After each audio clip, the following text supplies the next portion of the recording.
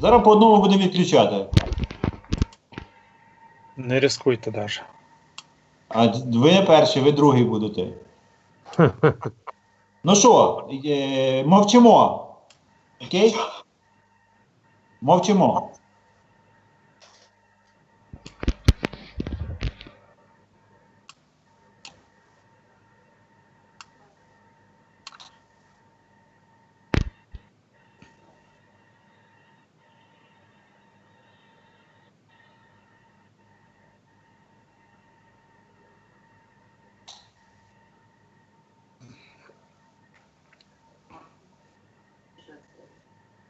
Поїхали. Добрий вечір.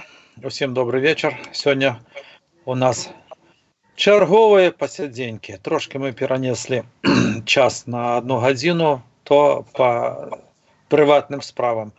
Інтервата, Василь Інтервата. Інтерхунта вже. Інтерхунта попросив. Треба так. І я сьогодні представляю наших удільників.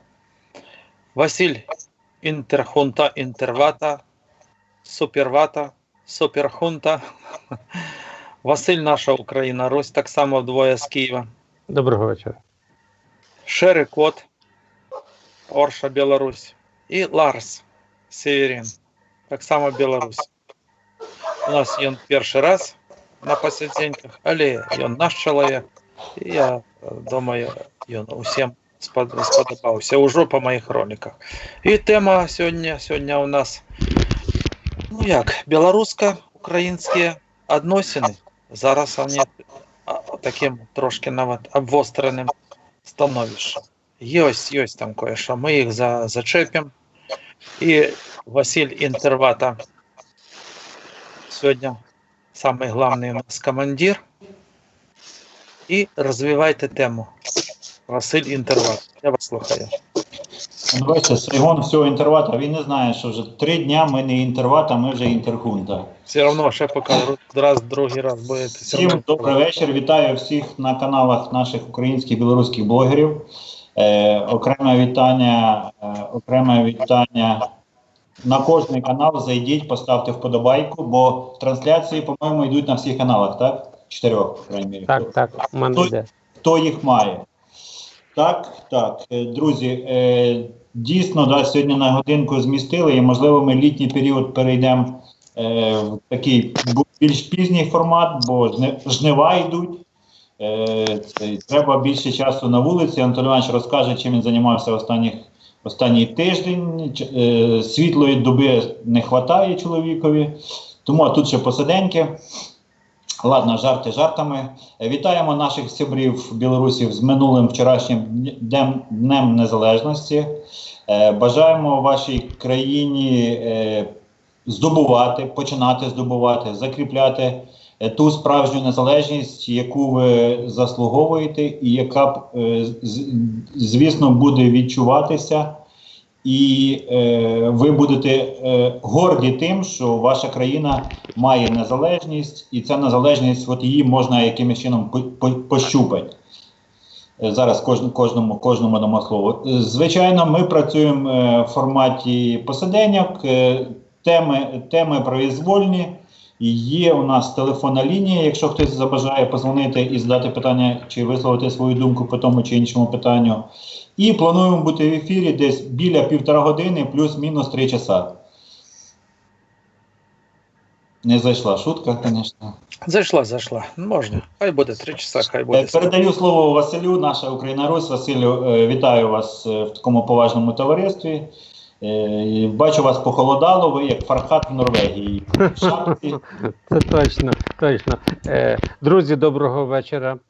Сябри з Днем Незалежності. І хай та дійсно незалежність справжня, яка повинна прийде у ваші серця, у ваші домівки, і щоб було це відчутно не тільки в Білорусі, а й всі браття, які оточують вас, які поділяють погляди саме білоруського народу, верніше білорусів, сябрів, щоб вони були щедрими, щирими, світлими.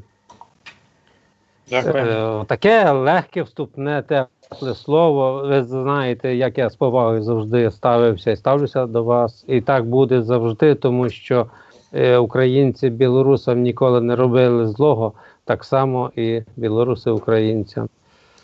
Дякую, Василю. Перекидає м'яч на ту сторону поля. Шерикот, Анатолій Іванович. Ларс, вам слово. Які ваші відчуття в плані, чи це було для вас свято вчора? Дуже вас прошу, якщо у когось вийде, розмовляйте на рідній білоруській мові. Максимально, як це можливо, якщо це все зможете зробити. Да, так, Василь. Я ось що жадаю сказати. Нехай зараз Ларс адкажа, а я ўжо потым, таму што у мяне шмат чаго ёсць вось выказаць на гэтую тэму. Тому я апошні. Почекайте, технічне питання, Андрій Іванович, у вас, кажуть, трансляція не йде. Може бути таке? У мене трансляція не йде? Ну так. Да, я не включив трансляцію, ні, в мене буде в записі. В записі. Саша, відбої воздушної тривоги, все його нам буде запис. Друзі, давайте ще раз привітаємо наших модерів на каналах, де вони є. Наші трудяги, наші роботяги. Вітаємо. Саша Шарапов, Кір, модером на каналі Шерикот. І всіх людей доброї волі, і бачу, є і казахи, і азербайджанці вже, і вайнахи наші друзі.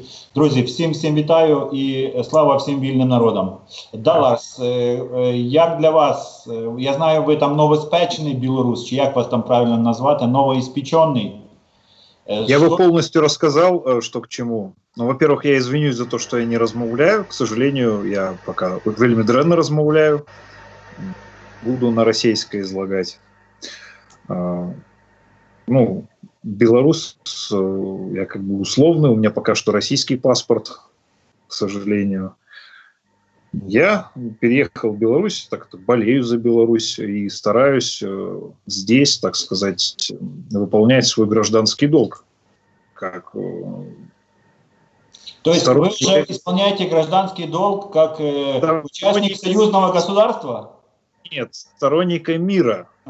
Понимаете, такой страны, как Россия, по факту нет. Я не могу назвать ее своей родиной. Это прискорбно, но факт. И моя цель – это увидеть старость без России в нынешнем виде. Понимаете, в чем дело? И я делаю все, что от меня зависит. То есть, переехал я в Беларусь исключительно по причине, чтобы не платить налоги там. И я насолил, скажем так, им чуть-чуть. Если Беларусь нуждается в помощи, я помогу, чем смогу. Я здесь сейчас нахожусь и делюсь наблюдениями, информацией и прочее. По мере сил. Так, раз уж дали мне слово, меня очень беспокоит то, что сейчас происходит, а именно российские войска заехали на парад и до сих пор не соизволили уехать. Вот Кот, например, он склонен относиться к этому как к чему-то нормальному, я понял, но никто не беспокоится, белорусы не ощущают какой-то угрозы. Дело в том, что, ну, как в известной сказке, когда Петя кричал, если я правильно помню, Петя кричал «волки» много раз, очень давно про эту интеграцию речь была, и особенно никто сейчас не следит за событиями. Ну, подумаешь, как бы. Мне кажется, что в ближайшее время будет ультиматум в стране. Вот буквально 2 недели. Мне это очень сильно беспокоит. Я хочу, ну, если будет на это время, обсудить возможные меры, как этому противостоять и избежать все-таки этого союзного государства позорного. Вот. Ми трошки сьогодні розмовляли з Ларсом. Я навіть там зробив коротенький такий, не коротенький, добрий ролик. Ми ту тему трошки зачепили. Добренько. А зараз я ще нагадую о своєму подорожі, бо подорожувань 4 дні тільки, як я вдома. Недавно скончилося. Я одразу кажу, що як тільки приїхав додому, купа роботи навалилася на мене. Я вже вам, хлопці, казав, але зараз так, на широкі округи не буду казати. Ну, домашні справи, бо не було в мене більше тижня вдома. А тут така треба заготовки, я ж кажу, ще й вегетаріанець, собственно, там зайнявся дуже-дуже роботи. Ось. Але так само треба робити і ролики. Я вже кілька там ролики зробив, вже треба їх робити по ночах. І сьогодні було час, година до посиділок, бо ми перенесли на годину, то ми якраз з Ларсом і порозмовляли, я його запросив до наших посиділок, бо він уже справжній білорус, я так думаю. Я навіть казав, що він знаходиться тут у Білорусі, сподіваюся, часово. А далі такі люди молоді, я думаю, тут і надовго не затримаються.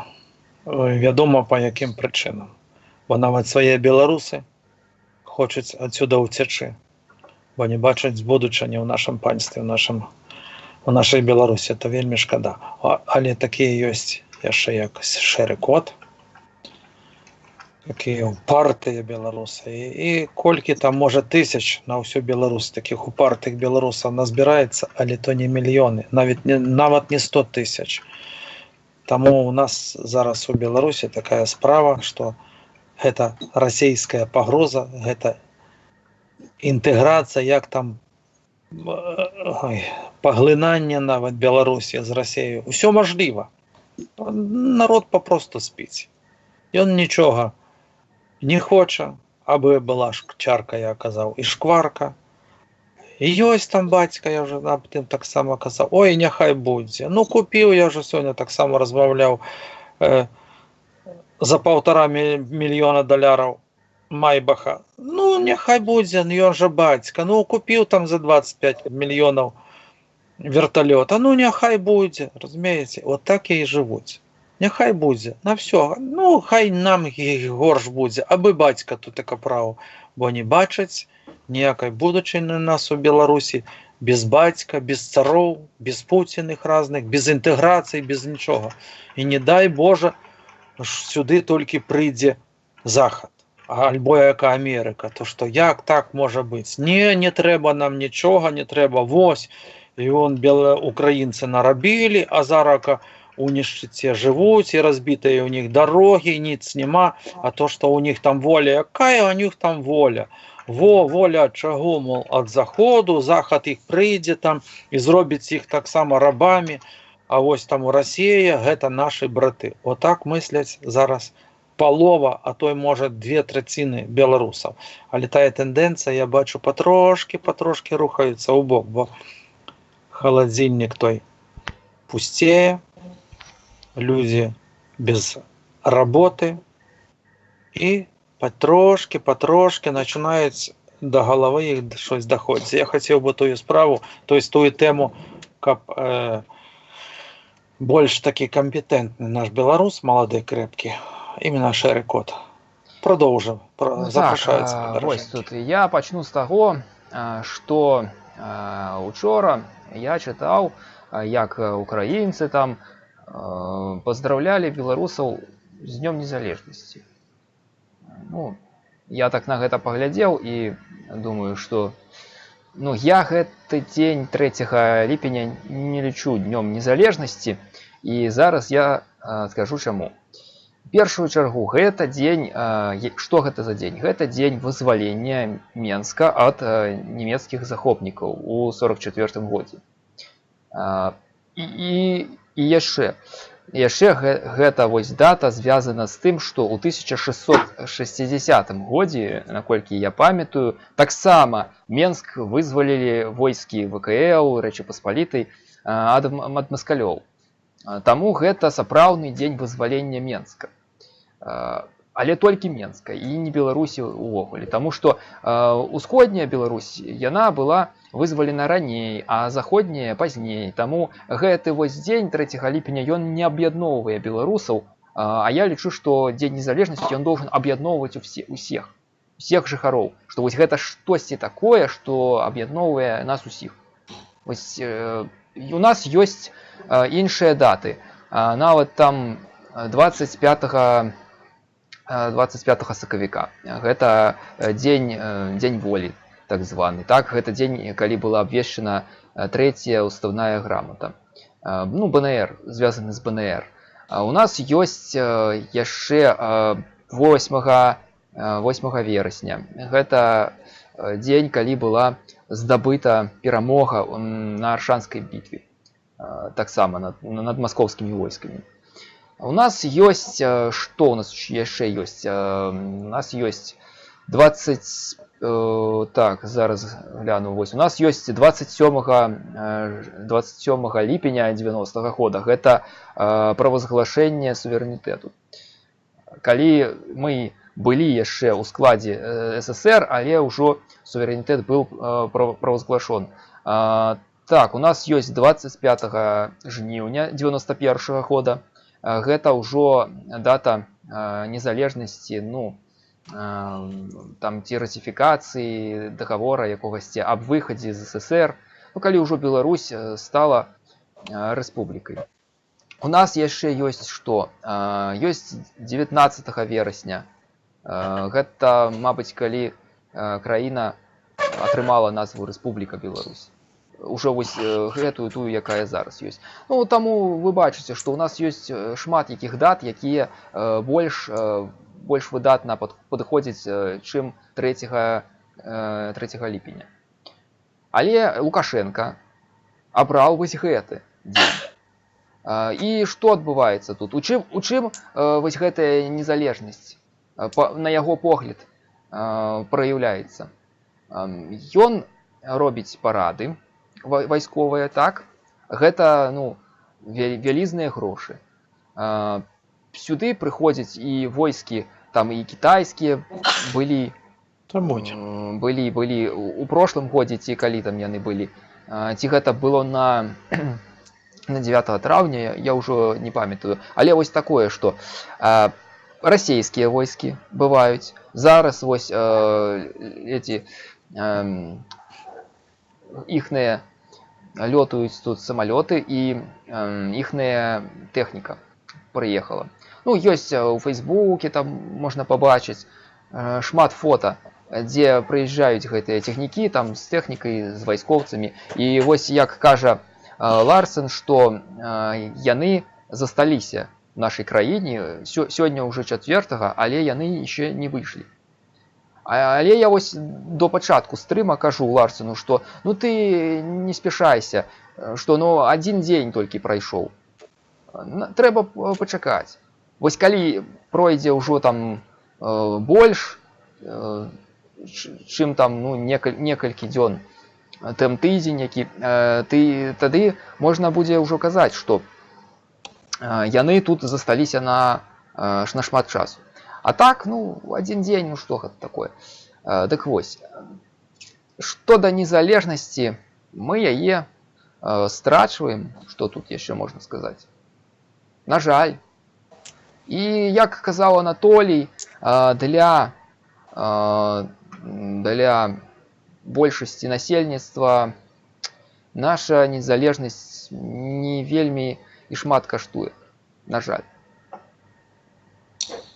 Можна я от якраз знайшов статтю Deutsche Welle, свіжайша за післявчора.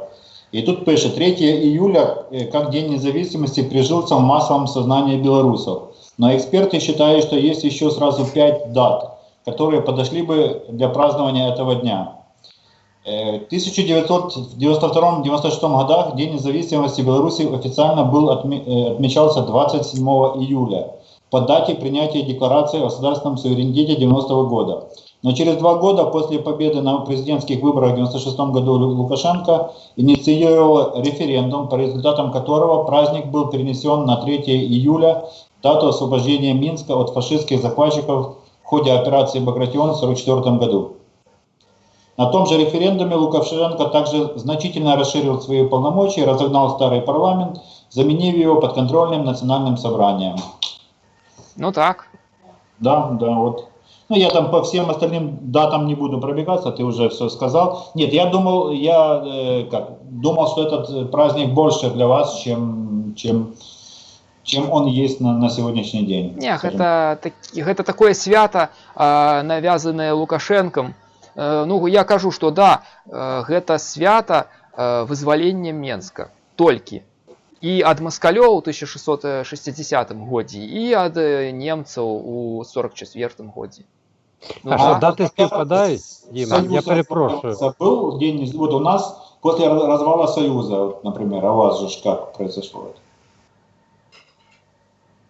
Что, Василий? Было в 91 году или там в каком-то, не знаю. Василько, повтори ще раз фразу останню, я прослухав. Ви сказали? Я говорю, 15 союзных республик начали провозглашать свою независимость, начиная там, по-моему, с конца 90-го года до там 91-го, конца 91-го. Вот Украина 24 августа, що це на російській мові, вибачте. А в Білорусі є така дата? Чи це було 20... Некалькі дат є. У нас є дата, калі была незалежнасць правазглашана, а є яшчэ і калі была ратыфікавана, ну, калі быў дагавор ратыфікаваны. У нас ёсць 27 июля 90-го, вось вы казалі аб гэтым, што так, гэта была незалежнасць тады прынята, але рэспубліка яшчэ знаходзілася ў складзе СССР.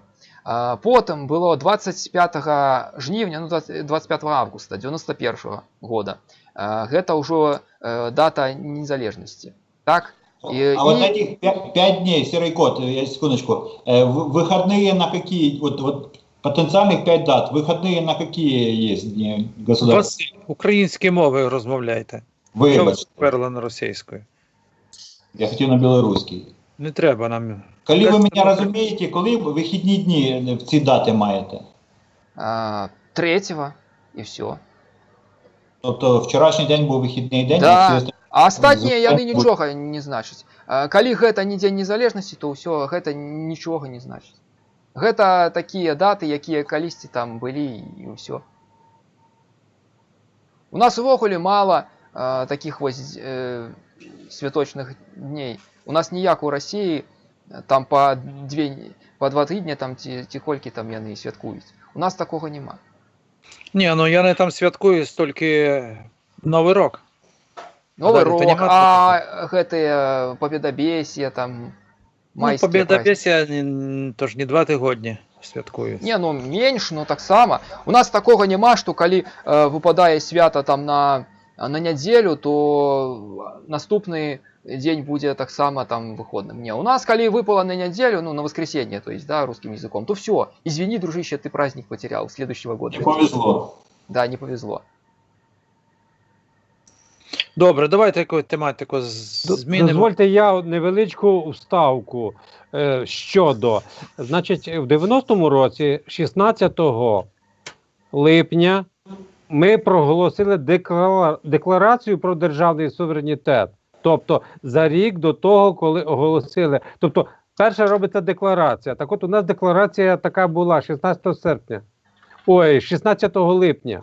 Оце скоро буде у 90-му році, 16 липня, ну, буде чергова річниця. А вже через рік, в серпні, 24-го, проголошення, тобто, ну це в дні путчу. Тому, якби 16 липня я не пригадую, чи, ну, принаймні, про це наголошується, це не є вихідним днем, здається. А от я пам'ятаю день 24 серпня 91-го року, це дійсно було свято для мене особисто тоді. Не тому, що в часі я прожив і це осознав, а тоді це я його чекав, відчував, тому що тоді був путч, і ми не знали, чия візьме, але взяла наша. І от у цей день, коли, до речі, путч закінчився, я пригадую, десь у 17-й годині, там 30 з чим-то хвилин, у Верховній Раді було оголошено. Добре пам'ятаю, як сьогодні.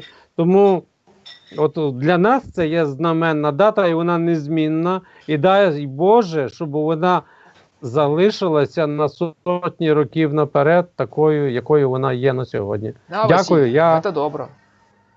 Ось тут у чате пишет человек. До 1996 года День независимости был 27 июля, а на референдуме один человек сделал 3 июля. Лукашенко.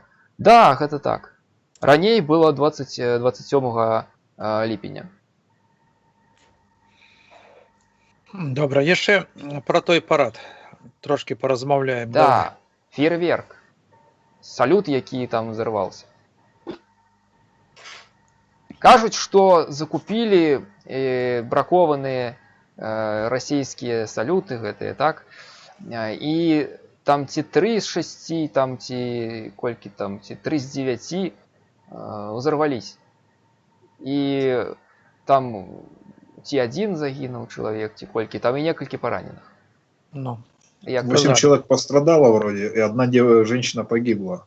Да-да-да, Ларсен, я смотрел, что одну женщину пожилую, там 64 года или сколько, ей попало в шею осколок, и, значит, там артерию перерезала, поэтому она очень быстро умерла от потери крови. Хоть там скорая быстро приехала, не помогли все равно. Какому-то человеку там попало в руку, он перестал руку чувствовать. Ну, то есть раненые, убитые есть. І показували такі осколки, як Да, дало, осколки. дуже, дуже куски железа якогось. Ну, как говорят, найдут какого-нибудь крайнего прапорщика, который отвечал за запуск фейерверка, все на него повесит и все скажет, вот ты виноват, неправильно организовал, там надо было за безопасностью типа лучше следить. Скорее всего. Як так зробити, щоб там тільки железа було, ну? Що то за фейерверки такі? То бомби саме настоящі. Так, а може це там провокація була така? Яке Мабуть, свято, так. такий фейерверк? Слухайте, що ви хочете? Я думаю, що там гільзи, з яких стріляли, то може вони порозривалися. Заряди були деякі браковані. Але там тільки вивіска одна, що вона російська, то що все зроблено в Китаї. Китай, все у Китаю. Так, Китай, тільки там щось браковано набрали якісь фірми. І все. Але як так робити? Гільзи повинні бути завжди крепкі, а то що то були за гільзи такі, що їх порозривали чортоматери. Чи вони там поржавіли, вони вже на складах томилися, може, де-небудь були за того таке. Тому що проблем там можна знайти скільки хочеш. Піротехніка має таку цікавість, що вона має срок сохранності. І якщо де не надлежаще, як то кажуть, місто сохранності, то вона може показати отакі фокуси. Ну і, звісно, технологія ізготовлення. Зробили щось дешевше, десь хтось якийсь проткнув гроші, десь хтось зробив, ну, откати мають. Скрізь вони питаються, де як зробити. І от зробили, що згинув у на пару поранених. Зараз будуть дивитися. Ну що Лукашенка тут як? Тут як тук, зараз він знайде крайнього, мігом. Мігом треба, коли треба посадити, ще пару штук за тої посадить. Тож програма зараз посадок увеличиться. Перед виборами повинен деяких 100-2 лишніх льодочків посадити, а як же іначе? А ведь ни один россиянин не сядет, скорее всего. Ну так. Так, дід Олесь до нас прийшов. Добрий вечір. Видно, щось камера не включається, да? Василь, як ваше здоров'я? бачите, Василь? Ви свою трансляцію бачите? Мене з Анатолієм отак порізано, чи ні? Точно. А що таке? Я думаю, що ви нас не любите так сильно. Я вас дуже сильно люблю і поважаю. А що трапилось дійсно? Я пишу і не дивлюся навіть на екран. Я тепер бачу. Дід Олесь, візьміть, може повиключайте все, перезагрузіть скайпів, виходьте відеокамеру, щоб була свободна у других програм. Та, мабуть, треба так перезавантажити, бо я на рулеці сидів, видно там. О, да, і там сталася камера, вона сама не переходить, так само. Треба перезагрузитися, виключитися. Так, ось, у чате тут пишут, что белорусский хлопец пишет, расстояние было 500 метров от места взрыва до места гибели женщины. Нічого себе. До падіння. Представляєте, який треба заряд, такий був мощний, сильний, що за 500 метрів прилетіло кусок желізак і попало. А С-200 на Кіпр Сирії залетіло. Це якби діяння одних і тих же груп, можливо. Ну, тобто, А біля Аляски це ж, мабуть, теж якісь проділки їхні. Ну, зараз будуть фейерверк робити, зараз Получается, буде. что это первая кровь. Так, Да. Що такого не було ніколи, щоб при фейерверках мирні люди загинули. Зараз было, ніде не Анатоль, буде нічого. інше. У 2008 году был, ну, такий теракт, як кажучи, там, хтось кинув тоді у Менську там ну, такую самаробную бомбу, выбуховку якуюсь. Гэта вось тыя хлопцы, якіх потым абвінавацілі ў падрыве метро. На іх, гэта ўсё на іх павесілі. Ім прапісалі, што у 2005 годзе ў Віцебску на прыпынку аўтобуса там яны ўзарвалі банку з-пад піва, там з чымсьці, там з порахам з якім. Потым у 2008 годзе быў вось гэты тэракт, таксама на іх гэта павесілі. А потым у 2011 годзе з іх зрабілі тэрарыстаў, што яны ўзарвалі метро. Вось гэтыя людзі, там два хлопцы, Коновалов і Ковалёв.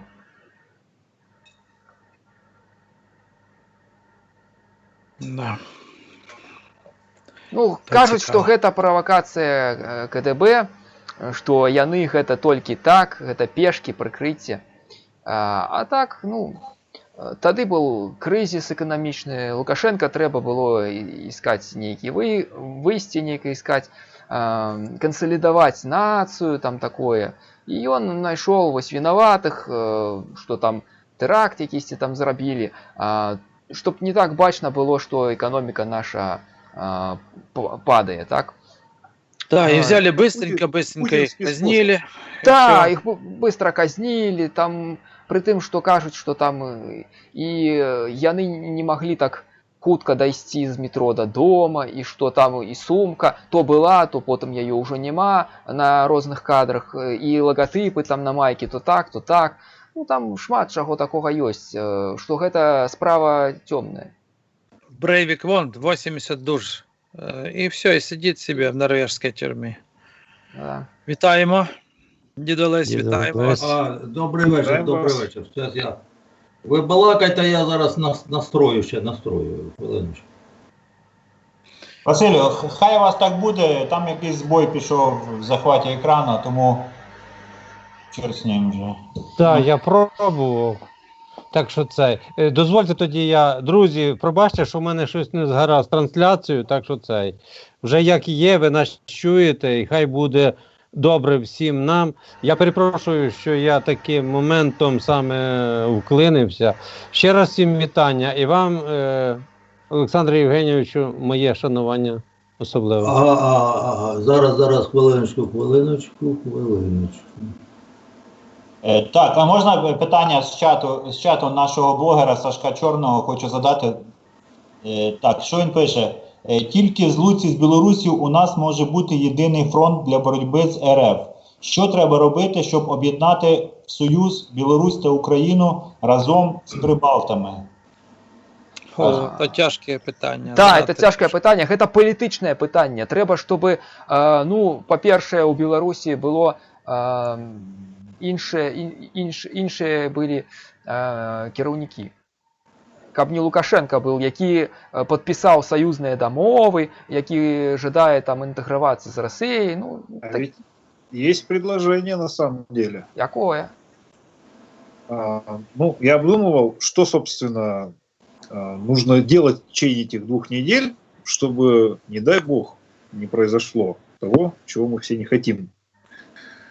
Сейчас, я думаю, на месте гражданина Беларуси сознательного, я навряд ли такие сам полномочия имею и право, я бы собирал подписи для обращения, скажем, к ОБСЕ, потому что, судя по всему, дело будет иметь характер референдума.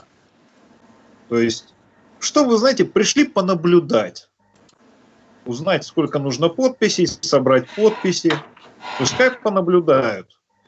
Это товарищу Путину очень сильно попортит кровь, это тормознет процесс интеграции, ну, такой вот внезапный, по крайней мере, не получится. И очень у многих людей откроются глаза, к тому же это будет сигналом для Запада, что народ Беларуси все-таки, и он как-то более на стороне Запада. Хорошо, да, если я сразу отвечу тогда, если что. Очень хорошая тема, я, кстати, ее уже слышал от одного человека, но тут есть одно большое «но». Для того, чтобы это сделать, необходима хорошая информационная поддержка. и чтобы подписей было действительно много. Потому что если, как говорится, ты простой гражданин, да, ты выйдешь с бумагой и будешь собирать подписи, я не думаю, что ты соберешь там, ну, хотя бы пару сотен подписей. То есть это получится просто профанация, ватники это все посмотрят и будут просто ржать над тобой, типа, вот видите, националисты там, да, нацисты белорусские, сколько вас людей поддерживают? Всего там 50 или 100 человек подписало. Видите, белорусский народ, он за Россию, он против вас, типа, вот так вам и надо, вы сами обосрались публично. Понимаешь, нужна хорошая поддержка. Необходимо договориться с организациями, которые считают себя национально ориентированными, скажем так, да, со СМИ независимыми, чтобы они освещали это. То есть не просто какой-то блогер пришел и все, у которого там по 100, 200, 300, ну, 1000 просмотров, а реально СМИ типа Тутбай, типа нашей Нивы, Белсата, чтобы освещали, что это действительно было медиа-событие. Тогда это будет иметь... Понимаешь, какой момент? Значит, цель. Я извиняюсь, что перебил. У нас 2 недели, а потом товарищ Лукашенко поедет, насколько я знаю, в Петербург подписывать какую-то очередную стопку бумажек. И очень пахнет это все зрадой, очень сильно. То есть вполне возможно, что он уже оттуда объявит, что Так союзному государству быть. Подожди, я тебе напомню, что буквально вот не так давно говорили, что 21-го будет вот то же самое. То есть все, 21-го Беларусь перестанет существовать. Будет подписан там договор, который нас ликвидирует и все. То есть, понимаешь, это нагнетание в СМИ идет. Я понимаю, что ситуация тяжелая, но каждый такой повод, когда вот говорят, просто понимаешь, я специально мониторил статьи за 20 лет.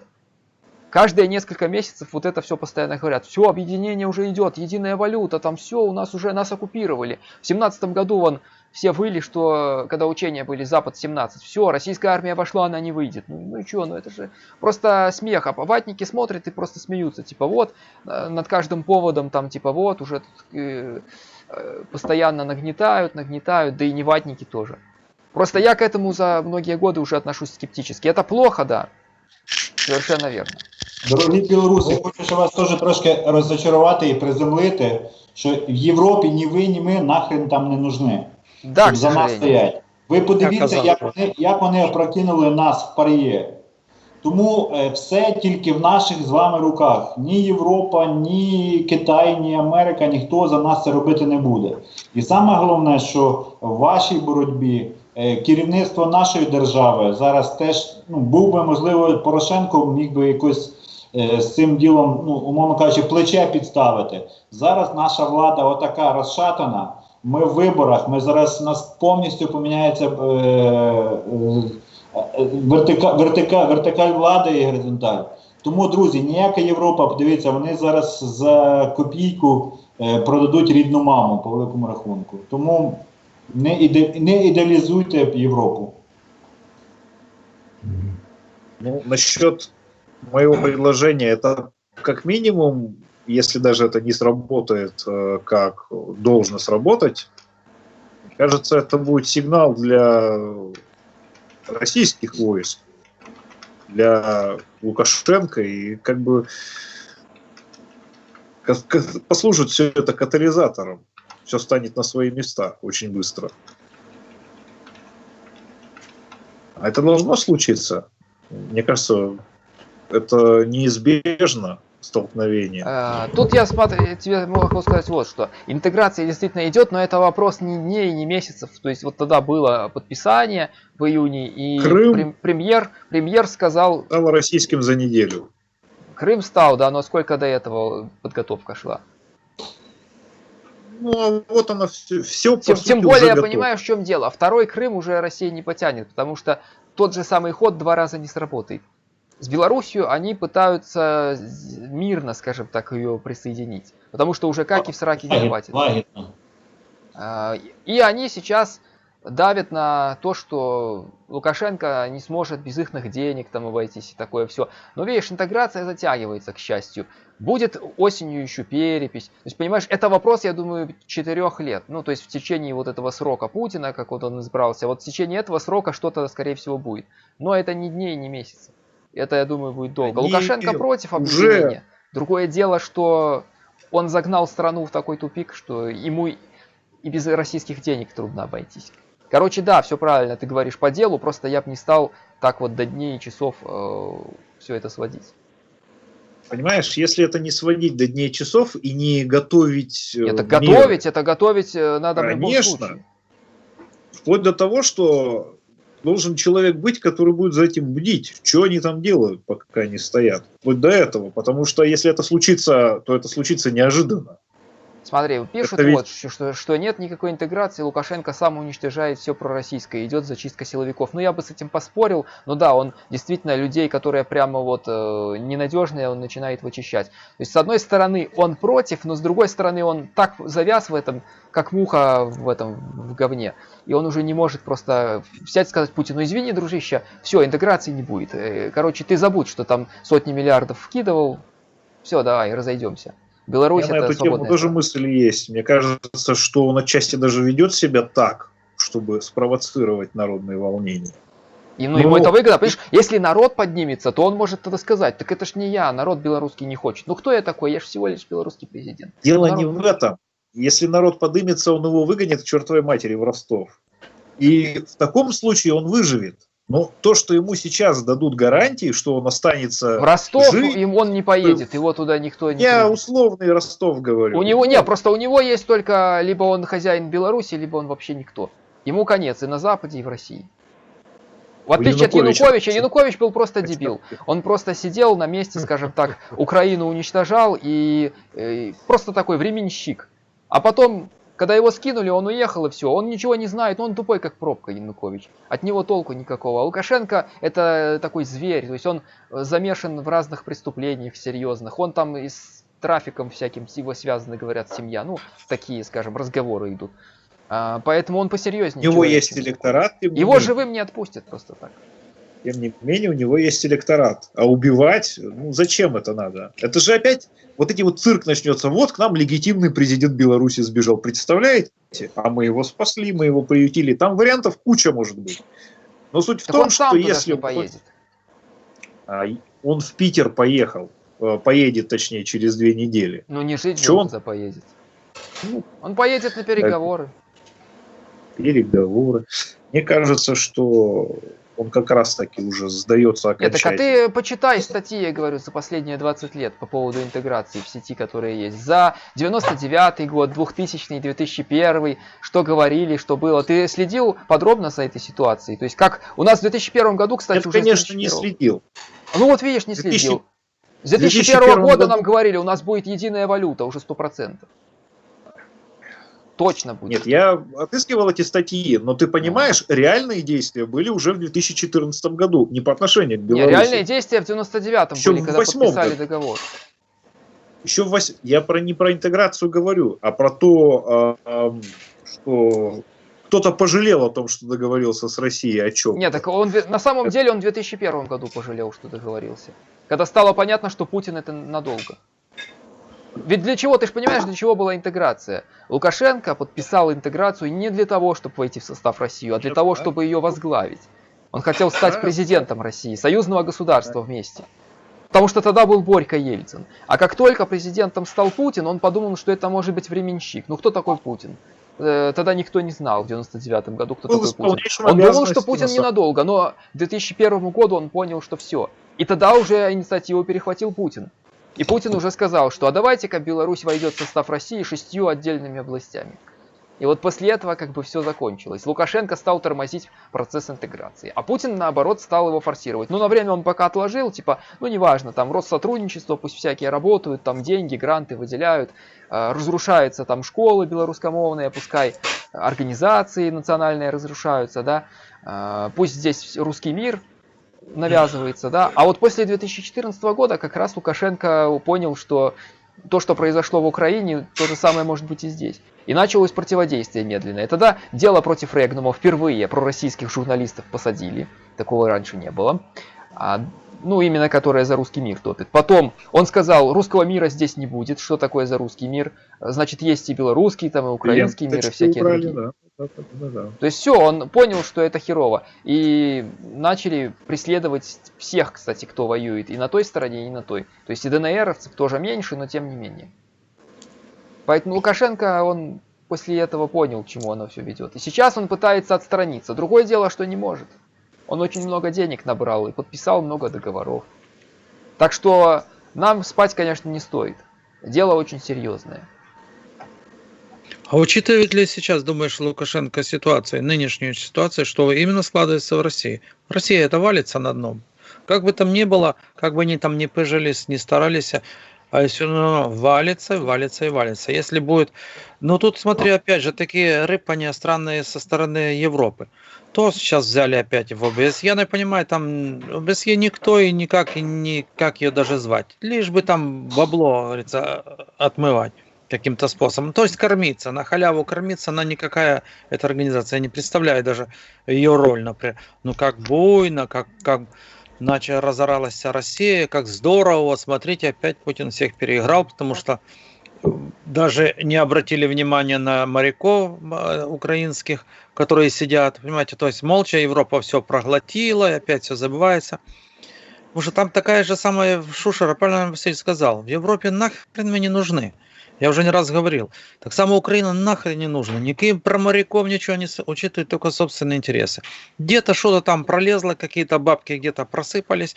И опять лобби, например, европейское, отчасти российское, сыграло свою роль. Все опять, все повернулось, опять то же самое будет метусня, опять та же самая волокита и так и далее. Россия будет дальше падать. Или то опять, ну как Путин может переиграть какие-то? Это только развивает эти, как их называется, вбросы, собственно, пропаганда российская. Все. И уже весь мир подхватил, что Путин опять всех переиграл. Он уже и Трампа там, смотри, за ручку цапкается, уже Трамп к нему буйскаться лезет, там он же с другими какими-то. Теперь опять зашквар с этим лошариком. Опять очередной смех. Кстати, хочеться ще послухати діда Олеся. Як ви тою ситуацію? Ви зараз внимательно слухаєте? Хотілося б вас почути. Ні, я, по-перше, так приєднався тихо і ще з усіма не привітався, бо у вас така розмова йде. Тобто, я вітаю всіх обох Василів, Сірого Кота, тебе, Анатолій Іванович, так, і нашого товариша, я там по-англійськи написано, я не розберу, як. Ларс. А мы на самом деле с вами знакомы. Да, я просто подивився, в те гітари стоять, я згадав, я колись бачив, що гітари оці стоять. От, я що хочу сказати, що, по-перше, всіх вітаю, добрий вечір. От, я тут щось довго настраював, у мене камера не включалася. Ну, це таке, технічні проблеми. Что-то подвисло. Подвис, дід Олесь подвис. Зависаю, да? О, все, пошло. Пішло. Оце у мене щось сьогодні цілий вечір, якісь проблеми. А москалі знов залізли до вас в комп'ютер, там. Ви куруєте, може дихлофоси. Так, я зрозумів. Правильно Анатолій Іванович сказав, зараз у Росії у них... Опять. А це в нас вікторина така. Дід Олесь починає, а білоруси продовжують. Так, послухаємо щось. Дід Олесь точно там щось залізе де хтось. О, знову-ка. Ще раз правильно і далі. Ну, я не знаю, що це відбувається. Давайте, поки там ви мене чуєте, то я так скажу. Що в Росії дійсно зараз багато проблем, але Путін, він начебто нічого не бачить. Він, ось, бачите, із 1 червня він припинив Путін постачання в Україну нафтопродуктів. Україна на відповідь відмовилася, значить, від імпорту з Росії, перекрила доступ з Росії, щоб Росія не ввозила сюди жодної техніки, не автомобілів легкових, не автомобілів вантажних. Значить, ось результат вчора, 3 числа, у них спинився оцей Тольятті автоваз, да, у них там Тольятті. Так само. Спинився в них автоваз. Ось, і я сподіваюся, що і КАМАЗи ж ми там теж вже не беремо, у них, мабуть, і там будуть проблеми. Все-таки Україна, що не кажи, а 40-мільйонна держава, тут по-любому якийсь, ми брали якусь продукцію. Він великий. Але що вони говорять російці про вас? Про вас? Вони говорять, що, мол, нема за того, що нема запчастів. Я такі новини чув, що кажуть, що нема запчастів, за того став АвтоВАЗ. Ні, ну це я не кажу, що іменно тут трах-бах, іменно що із-за України зразу так, але це вони можуть випускати ті автомобілі, вони в Європі, вони там нікому не потрібні, такі, Європа взагалі вже на електро переходить, от, так що я не знаю, кому вони треба. Це ми тут ще такі відсталі держави брали, як може там Білорусь, Україна, Казахстан, а якщо і ми відмовимось, то вони взагалі нікому не потрібні. Це раз. Тоді, значить, я думаю, що за цим лошариком все-таки щось таке є, як то кажуть, Бог не фраєр. Та? Мені кажеться, що це за те, що він тримає наших моряків, оце йому так сигнал дається, що отпусти. Так? Йому були сигнали, розумієте? Сигнали йому були. Ось коли, дивіться, він збив Боїнг, Ту-154 упав з оркестром, так, в Сочах, в Чорне море, так? Так, так. Тепер він тримає, значить, наших моряків, йому, будь ласка, тонеть оця от підводний човен, так? Ну, я думаю, це якась пошесть така вже, це, як казав Кисельов, совпадіння, не думаю, да? Так що... Оце я хотів сказати, як ви підвели були. Воно так просто не буває, правда? Так, Василь, у нас якісь біотоки, значить, ходять. Так. Я той, да. Значить, що? Я розмовляю, тут же ж сидю я кожен день у рулеці, так це сьогодні тут я з вами, а то кожного дня я кожного вечора в рулеці, з росіянами розмовляю з усіх регіонів. Ось я якби бачу, що змінився вже такий темп розмови, не той уже, ось, десь подівалися ті теми про якусь Новоросію, про Крим уже, про те забули, про те. Ось, зараз, бачите, в них своїх проблем багато. Там десь повіні, де затоплюють і на Алтаї, чи десь там. Іркутська область. В Іркутській, бачите, цілі там селища змиває вода. От, і тут тобі проблеми з цим підводним човном. Так що, що ще стосується України, ну що ж, я за Зеленського не голосував, ну, як кажуть, ми всі од нього ж нікуди тепер не дінемося. Як він уже там сидить, то хай сидить, досижує свій срок. Він, правда, і казав, що я на один строк іду. Але це Путін, коли йшов, він теж казав, я довго не буду. Так, тільки налагодю, казав, тут все і піду. Вони оці маленькі, вони Наполеони, там, значить, у них така манія величі, і вони ніяк не можуть... Всі, гумністи, як то кажуть. Отчупитися так від влади. Ось. Але йому вже багато пропонували підставити своє плече. І баба Юля казала, я тобі поможу. І Порошенко казав, я теж, в общем, тут на стрьомі, я тобі теж поможу.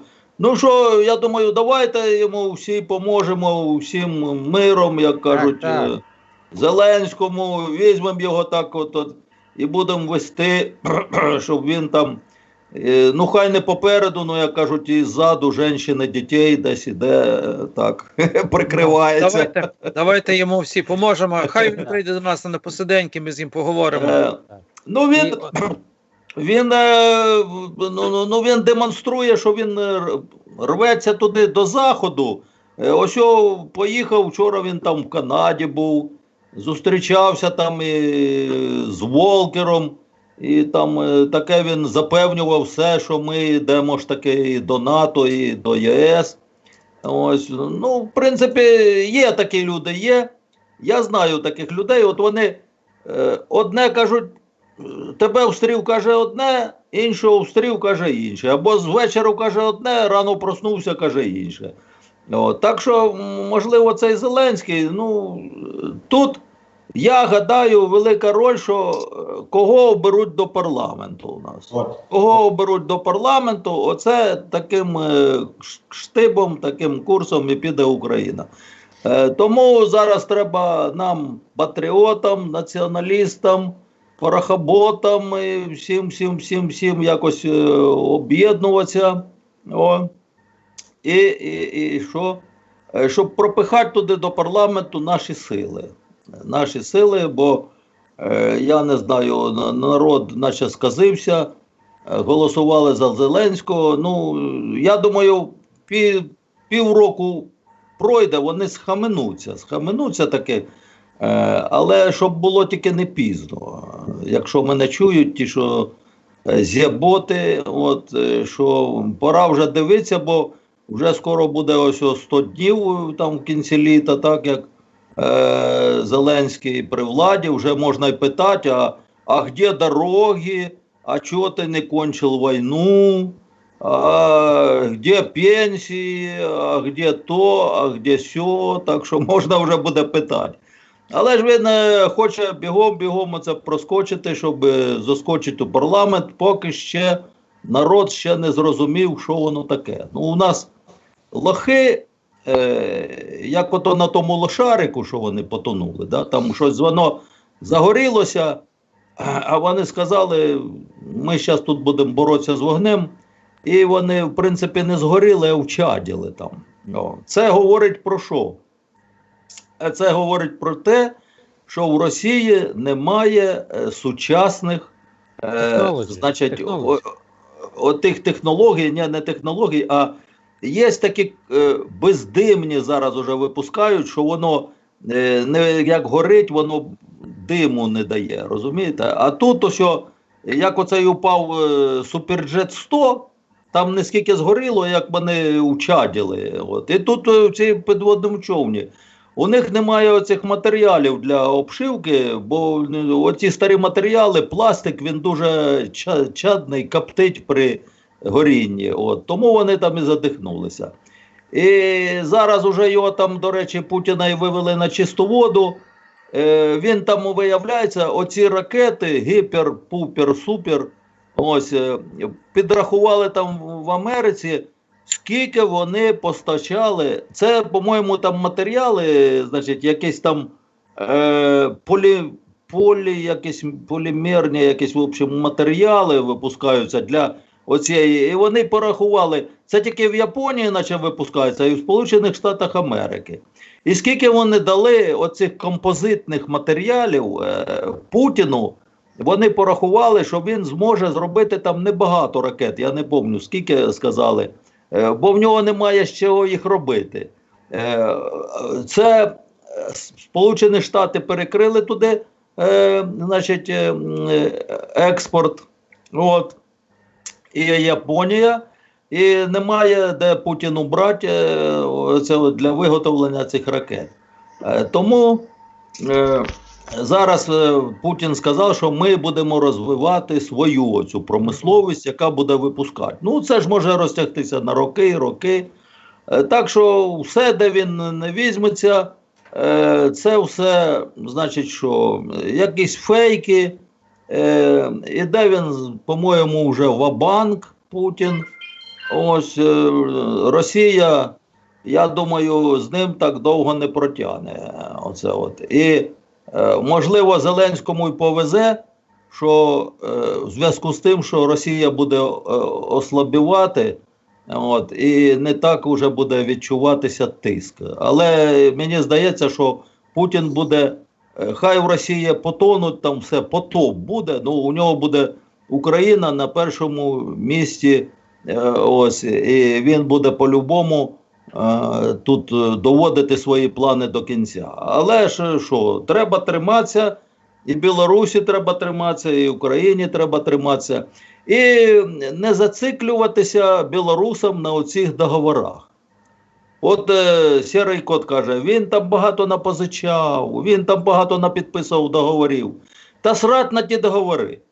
Росія ось з Україною похерила всі договори. Похерила, прецедент є, він порушив. по-перше, що, розумієте, по-перше, що, прецедент який? У нас був перший договір СНГ, де підписали всі колишні республіки, що ми миром розходимося, визнаємо всі свої кордони, ми залишаємось братні там народи, і там допомагаємо один одному і в торгівлі, і взагалі у всьому, і брат, мир, дружба, жвачка, як кажуть, так? От, водка. Але ось прецедент є, Путін похерив це все, порушив. Лукашенко хай сере на ці всі договори і отак от і каже йому: а ти чого в Крим поліз? Ми підписували договір СНГ. Я вже разом підписували, розумієте, договір СНГ. Там була і Білорусь, і Росія, і Україна. Тоді вже в 1997, по-моєму, році ще окремо Україна вже підписувала договір о дружбі, співробітництві і визнанні кордонів. Це вже був окремий. А оцей, що підписували разом про СНГ, що ми там все визнаємо, ми всі дружимо. От, і Лукашенко так от нехай і каже, що да я там щось з тобою підписував, да раді Бога, а ти подивись, ти що робив? Ти підписував з Україною, ми всі підписували. Ти в Крим поліз, да срать на ті договори, отак от і все, жопою витерти бумажку то і все, і викинуть. І в Росії вже давним-давно кажуть, ще з часів Бісмарка, так що вона підписує, не варто йти паперу, де написано. Так що, ото не треба Лукашенку зациклюватися, ложить хер на ці всі договори. От, колись Росія підписувала всі договори, вона починає з Україною підписувала договори ще з Богданом Хмельницьким. В 1654 році був підписаний, правда, десь його миші з'їли, його немає, тільки якась копія, що там переписано, наче десь його той Бутурлін загубив, боярин, так? До речі, він тоді через рік і помер, отруївся, от, бо його Путін викликав туди, він був послом у Києві. От. Ну, він туди не доїхав, а отруївся, бо його там хотіли, значить, цар його хотів там от, за цей договір. Десь він його, може, пропив, може, спалив, може, я не знаю, а може, його і не було взагалі. Так що вони зараз розповідають, що бачите, як цей договір, як вони втягали Україну. Вони підписали, там було що? Було підписано Богданом Хмельницьким, типу, військовий союз, ну, тут на часи військових дій, щоб поки ми там з поляками, щоб якось Росія допомогла. А вони все це поступово затягували туди Україну. От, Богдан Хмельницький через 3 роки вмер. Вони з поляками розділили Україну на правобережну, лівобережну, поділили її все пополам. І оце вам і ціна всього договору. А тоді ще такі союзники, такі брати були. Тоді ж після цього правобережна Україна була Польщею, а ліва була Росією. І на правобережній спалахнуло повстання, Коліївщина під проводом Гонти і Залізняка. Так вони, брати, нам так спасали. Да? Цар побоявся, думав, це там на правому березі спалахнуло, а раптом перекинеться на лівий берег, і Україна об'єднається і взагалі вийде з-під контролю. То вони послали на поміч полякам казаков. Там був такий полковник Гур'єв, приїхали козаки, розбили там табор, і як завжди вони оце хитрістю. Там ми ж козаки, там ми туди-сюди, запросили Гонту в гості, сіли по чарці, а тоді раз його пов'язали і здали полякам. Вони відвезли його в Варшаву і четвертували. Оце такі договори, розумієте? Оце такі договори. Тільки підлість з їхнього боку. Тому я пропоную білорусам хрен ложить на ці договори і казати історично. А ви самі коли-небудь виконували ці договори? Вони ж сміються з усієї Європи, сміються з усіх. Вони блокують це все. Кажуть, оце Вы Войск ошибаетесь. нету Это так на называемая Донбасі. экзотическая Не було альянсы там нікого точка В, зелених они чоловічків должны в бороться за Криму. свободу, Та як же работать над вони були, реформами, всі кажуть, а работать ви с соседями. докажіть.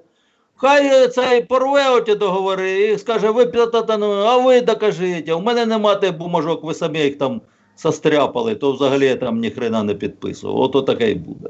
Так що, отак треба білорусам і поступати. Тут пришло сейчас сообщение. Білорусів, а Лукашенко має таку волю, щоб так, як говорять, ну, все, що ми повинні, все прощаємо. Ну, так, що оті Немає борги... ніякої волі, він того не хоче робити. Ну, а як дивіться, а як було Янукович? Янукович, до речі, білорус більший, як Лукашенко. Там же ж десь ще й село він туди їздив, казав, десь є у Білорусі, де Янукович там рідня його вся з Білорусі. Він же казав, Янукович, що він білорус. О, так він цей... 3 мільярди ж він позичив йому Путін перед самим втік, як він утік, перед тим як втік, 3 мільярди він йому позичив. От, він гроші взяв і де ті гроші, їх ніде нема, ні в Україні, ні у того. Кажуть, що десь пропали. І ніхто їх в Росії віддавати не буде, та й все.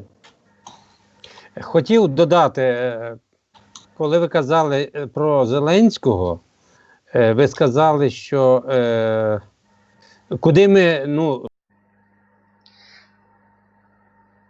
Так, что-то подвисло немножко. Сейчас я перезапущу скайп.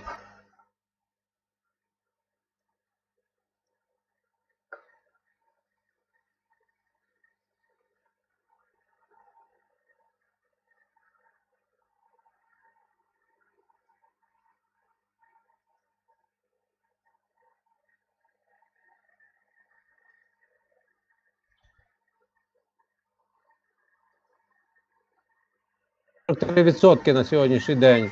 Тобто рейтинг понизився. І ще на одному каналі я чув анекдот. Це партія 5-10. Ви, мабуть, знаєте, ну не буду про неї говорити. Так, я знаю, така партія є. Так анекдот, каже, біжать зіботи, ну і він їх зебрами називає. Ну і каже, біжить стадо. Хоп, одну зебру, висмикнули стадо і питають, слушай, куди біжиш? Каже, откуда я знаю? Я тільки бачив жопу попередньої зебри. Я зрозумів. Про що мова? Треба просвіщати людей, щоб вони трошечки від'їжджали. Один момент. І, можливо, з тих 43, які на сьогодні ще є, до 21-го стане менше. Ну, люди добрі, ну це просто караул. Я не знаю, от, пане Василю, що ви скажете? От ви дивилися його спіч у Канаді, ну от, що вам приходить на думку? Тут нас назвали в чаті резидентами 95-го квартала. Огняна роза, можемо передати блогерші з Росії. Так. Привіт, вибачайте, що ми українською на росіянській не розуміємо, так що Так. потерпіть чуть-чуть. Так? Да, тут сейчас пришло сообщение. Роза, Вася, Василю, Василь. що хоче Роза? Розочка, что хочет. Она говорит, добрый вечер веселому собранию. Привет всем резидентам 95-го квартала Смайлик. Вот так. Ну, якщо смайлик, то приймаємо. Ну, ми любимо жінок, так що навіть якщо це Огняна роза, навіть якщо це російський блогер. Да, Василь. Да, Серега. А я не блогер даже ведь. А тут даже не блогер, да. Да. Вот, тут пришло такое сообщение, пока где-то Олесь здесь говорил. Пришел донат, и человек, ну, из Польши, как бы я знаю, он отправил такое сообщение, написал вот что. Извините, если это звучит грубо, нынешняя ситуация такова, что мировой порядок меняется. Если ваши политики думают, что Франция или Германия будут бороться за вас, вы ошибаетесь. Это так называемые экзотические альянсы. Вы одни должны бороться за свободу, работать над реформами, работать с соседями. Ну вот, мы об этом как раз говорили. Дед Олесь как раз и сказал, что в Европе до нас дела нет. Мы сами должны бороться. То есть как раз об этом речь была. Речь-то ведь не про борьбу идет. Речь идет про наблюдение. Просто про наблюдение. Ой, слушай, они еще будут обеспокоены, как если бы ты знал. Ой-ой-ой, вот так будут говорить, боже мой. Европа, да, обеспокоена. Да, поэтому все в наших руках, ребят. Никаких никаких надежд, ну как бы, как там, на себя надеяться, или как, на других Вот, надеяться, на Бога себя... надейся, сам не плашай. Да, да, совершенно верно, ребят. Смотрите, здесь даже вот наш друг Войнак написал, что Василий, ты не прав, когда я говорил, что нахер мы Европе не нужны. Здесь він тут написав, що може спрацювати такий момент, що коли, може не Запад сам, Європа, а Штати побачать, що білоруси почали боротьбу, і вони, ну, на зло росіянцям можуть в противовес допомагати. Ну, це Да, ж, смотрите, ну, Василь, это, по-моему, еще Джин Шарп в своей книге про борьбу там за демократию писал про ненасильственные методы борьбы, о том, что, в принципе, надеяться на внешнюю помощь надо только тогда, когда в самой стране достаточно сильное сопротивление. То есть иностранные государства, они, во-первых, воюют за свои интересы, а во-вторых, никто не будет вмешиваться и помогать, если очень низкий уровень внутреннего сопротивления. То есть, когда, короче, самим гражданам нифига не надо, то Америка, никакая Европа не будет ничего делать. То есть, мы должны показать, что реально народу надо. И тогда они скажут, что мы поддерживаем сильнейших. То есть, вот тех, да... Да, и ты же понимаешь, что сейчас они все ж вели бизнес России, вели... Да. Сейчас они как бы думали, что там за 3, 4, 5 лет это все устаканится, понимаешь? И все вернется на свои места. А так они, получается, что уже как бы война к ним не приблизилась. Поэтому они її там... Дивись, які країни не підписали, вийшли з ПАРЄ. Всі, що межують майже з Україною, так? З Україною, з Росією. Литва, Эстония, Латвия, Словакия и Польща, по-моєму. Польша. Ну, Що підписали? потім ще хтось приєднався, по-моєму, ще якась країна, по-моєму, Швеція, по-моєму. Нет, Швеция нет. А что Швеция подписали? даже не состоит, по-моему, там. А, нет. Она в ЕС не состоит. Можете не извиняться, что вы забыли родной язык. Это свойственно потомкам предателей. Огненная роза пишет. Вот, Зирочек. Зачем, Саш, ты его удалил? Хай будут, ну. Да, потомки предателей. Так, я приніс насіння, Ага. тому що раніше, я пам'ятаю, усі збиралися, значить, і оце коли були посиденьки, вони лузгали насіння і балакали. А ви тільки не кажіть Сайгону, що це гарбузове, бо зараз проведе лекцію, як гарбузове насіння допомагає при простаті. Це гарбузове і миндалія. Отак. Приведу тебе зараз, не переживайте. Переведу, що я ще не час. Так. Так, що там? Значить, у нас політика така, що. А у нас от представник з Росії, якби ви розмовляли про Білорусь, а він нехай скаже,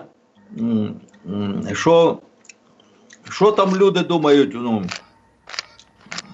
взагалі, що, ну, дивлячись на Україну і Білорусь, якась різниця є, що вроде бы реалии тяжелой работы. те Посмотрите, уже что происходит братья, в странах В4. Другого не, пути нет. те один народ, Если а мы нет, все братья. то вы типа, будете только такая буферными что-то, странами да. для России. Вот, Если вы меня Больше просите о поддерживать свободную, россиянах независимую рассказать Украину что-то, и то Беларусь. я их за Держите последний привет год из вообще Польши. перестал понимать. Раньше, ну, перед отъездом я как-то надеялся, что ну, я хотя бы кого-то вытащу. А за год они окончательно, мне кажется, с ума сошли. То есть я как-то даже не общаюсь с ними. Вот. Я с удовольствием бы размовлял по всем правилам. У меня просто работа не позволяет в красомовство ходить. А надо размовлять постоянно, чтобы иметь практику. Так А что вот я Дед извиняюсь Олесь. за это. Дед Олесь, а вот что нам из Польши говорят. Вот еще человек прислал сообщение, пишет, что меньше мечтаний и пельменей, больше реалий и тяжелой работы. Посмотрите, что происходит в странах В4, ну это Вышеградская там четверка, или как она называется. Другого пути нет. Если нет, то вы будете только буферными странами для России. Польша поддерживает свободную независимую Украину и Беларусь. Держитесь и привет из Польши. То есть, по Дякую. поводу мнения россиян не знаю, но вот мнение такое поляков у нас есть. Хороша думка, до речі, сірий кот. Ну це поляк чи наш якийсь заробітчанин? Нет, это поляк, не зарабичанин, это не украинец, я так А понимаю. в Это поляк Беларуси такой просто польский Гродно завалялся. настоящий. Вот они беспокоятся. Это я пошутить так. Ну, я, якщо так по великому рахунку, то оці, що вони демарш зробили, Польща, держави Балтії, ось, Швеція доєдналась. нам треба що? Відновлювати Балто-Чорноморську дугу. Оцю. Це Так? правда. Щоб оце воно дійсно, ми тоді перекриємо тако Росії взагалі вихід до Європи. Ось, і отако воно як було, так і буде. Оце, як його назве, це то Велике Князівство Литовське чи якась Реч Речь Посполіта. Посполита. От, так що, ну, колись і в нас на селян казали посполиті. Ну, типа, це щось, якісь люди такі, громадяни, типа, посполиті. Так Було. воно і було. Так воно і Так. було. Так що, якщо ми, тому що я дивлюся, вони розслабилися, французи, німці, вони тільки шукають своєї вигоди, і Путін цим користується. Вони вже забули, що це таке російські танки, що це Так, таке. так. Ну, А дід Олесь, а які ёсць зараз ва Ўкраіне арганізацыі, якія падтрымліваюць вось гэта міжмор'е? Я чуў, што ВО Свабода падтрымлівае вось гэтае. У Беларусі рух салідарнасці разам за міжмор'е і ПНФ. У нас усі націоналісти це підтримують. Я саме член Народного руху. От, і я знаю, що і УНА-УНСО підтримує, значить, і правий сектор, і всі, так, і свобода. От, тому що нам головне, що геть від Москви, подалі. Чим далі, тим краще. Так. Ось, любими засобами треба якось відгороджуватися, якось ставити тин, якийсь рев з крокодилами, щоб вони сюди не лізли до нас. Засіки. Олександр Євгенійович, засіки, як були на Січі. Ну так, образно. Так. Січ. Я завжди наголошую, що вони кажуть січ. Я кажу сеча, по-нашому кажу, це стяки, моча. А січ, кажу, це є фортеця така, засіка, кажу, оце там Звичайно. козаки. А сеча це десь там, ну, така... Це не коли правда. людина бігла і не донесла. І ото, коли не донесла, прояв, ну, знаєте, частково вбіли. Я, до речі, там став історичні ролики випускати, бо вже рулетка наче надоїла. От. У мене там є, я вчора випустив, називається ролик «Почему козаки і казаки не браття». І там йдеться, він такий коротенький, я не знаю, щось до 15 хвилин. І там йдеться про передумови заснування козацтва, чого воно виникло, в які часи воно виникло. Виявляється, я там став трошки покопався в історії, що у них, розумієте, що раніше козаки називалися черкеси або черкаси. І вони, ось і Черкаси, оті, що 200 кілометрів від Києва, це вже був форпост. Далі вже починався дикий степ. Все, там вже туди люди боялися ходити, бо там були половці. І оце тут жили Черкаси, ті, що вони, козаки, якби тут стояли на межі між тим диким степом і Києвом. І Черкаси засновано 1240 року, а у них Новочеркаськ 1805-го, а Черкеськ у них там ще є 1825-го. Ну, 600 років різниця. Так що у нас були ті козаки ще ого-го, давним-давно. Ось, а заснували в нас Запорізьку Січ. Хто? Западенці заснували Запорізьку Січ. Байда, Дмитро Вишневецький. Дмитро Байда-Вишневецький від кіля сам. З Львівщини? Ні, він із цього. Дідусик ото від кіля, як воно? Дідусик з Рівного. Ні, він... З Волині. Так от... Рівне це Волинь, так. Так. Ні, оце- Рівне – це Ровенська область, а Волинь – це Луцьк. Ну, Луцьк, так, але це, ну, скажімо так, Рівне, Волинь, вони поруч. Ну, так можна сказати. Що хотів сказати, дивіться, коли ви сказали про черкесів і Черкаси, аналогію я цю знаю. І приблизно роки, які ви назвали, дійсно вони такі. Але, що я би хотів в цьому контексті сказати, ви згадайте Святослава Хороброго. Святослав Хоробрий загинув у 1972 році. Ще в тому тисячолітті. І Святослав Хоробрий мав всі атрибути, такі як козаки носили. Тобто чуб, косу, голений повністю, і ті ж самі шаровари і так далі. До чого я веду? Все це правильно, але це, мабуть, вже було друге, третє дихання, коли заснували Черкаси. Якщо при Святославі такі відзнаки були голення голови, носіння коси, то, видно, вони і до його були. Тому до чого веду я, що на наших теренах все це процвітало і раніше, швидше всього. От. І на цю тему є гарна книга Василя Кобилюха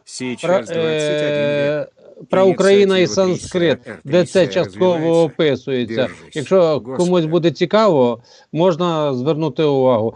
Так само це все описується у Магавірі Лева Селенка про. І він, Лев Селенко, пише не козаки, а косаки. І чому саме косаки? Тому що вони носять косу. Оце коса зветься. Від цього пішов косак, бо він проводить аналогію. Ну від чого можна провести що? Від кози козак. Розумієте? Коса. От. І я дуже схильний цій версії вірити. І що саме цікаво, є канал Історія Русі, дуже гарні ролики випускає. Феноменально. Це настільки така працьовита людина. Там якби не подається автора, не ім'я, нічого. Завжди, коли він каже, автор говорить так, він російською мовою веде. Ну іноді він вкраплення робить українською мовою, він з Києва сам. Дуже гарні ролики. І от я в дописах написав це, і він мені не відповів. Він каже, автору це неізвісно. Так от, це є 3 твори, де я це все зустрічав. Тобто, до чого веду? Козаки, косаки. А посвята йшла тоді, ті юнаки в 16 років, які вже могли тримати зброю, вони ставали як джурами, ну, які допомагали. І їх таким чином відзначали. Бо оту зачіску пригадуєте, як у Стецька, під горшок пострижений. Це селянські діти і селюки, які не тримали зброю, носили таку зачіску. А ті, які приймали участь в боях, які були посвячені, і тих, яких посвятили з молоді, яка вступила до начати, щоб служити. Тобто це була така посвята. І вистригали, і голили голову. Тому я перепрошую, Олександр Євгенійович, то, що ви сказали абсолютно правильно про Черкаси, які з Черкес були, бо їх переселили в свій час з Кавказу. Правильно я кажу? Каже наш глядач Вишневський з Львівщини, місто Судова Вишня, щоб ви знали. Так, так. Я казав, що це з Галичини. Він галичанин. Так, і другий ще галичанин, самий відомий Конашевич. Сагайдачний. Правильно. Так. Петро Конашевич Сагайдачний. Все він правильно. теж западенець. Получається, що якщо тут на Сході кажуть, що а ми там козаки туди-сюди, от, а ви там, типу, западенці, так чекайте, значить, вам западенці заснували Січ, вам западенці водили в походи на турків, брали синоп з трапезундом, так, а тепер ви кажете, що ми там такі-сякі, значить. Все вірно. І 3 походи на Москву тільки робив Сагайдачний. Так, так. Просто про ці походи замовчувала сильна історіографія, тому що вона в свій час була радянською, а при Кравчуку та Кучмі не сильно, щоб Московію дразнити, але це все є описано. Тому Конашевич Сагайдачний дуже багато чого зробив. Не дарма ми його шануємо. Це велика постать. Так. Їхня мрія була впіймати наш корабель Сагайдачний, але він новий, він як врубив на всіх парах і втік від них.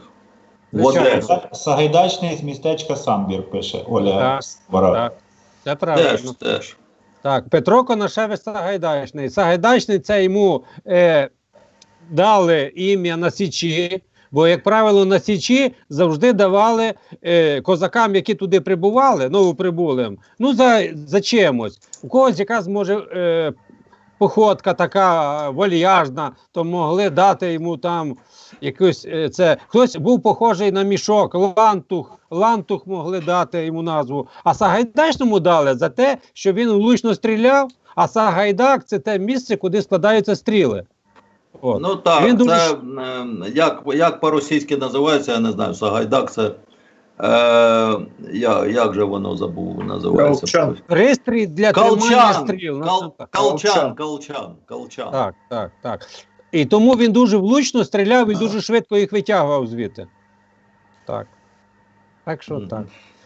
Можна було б ще дійсно про Сагайдачного багато чого сказати. І, до речі, в Хотинській війні 1621 року, яку поляки разом з українцями виграли, там було 65 тисяч, 35 тисяч українців козацького війська і 30 тисяч польського війська.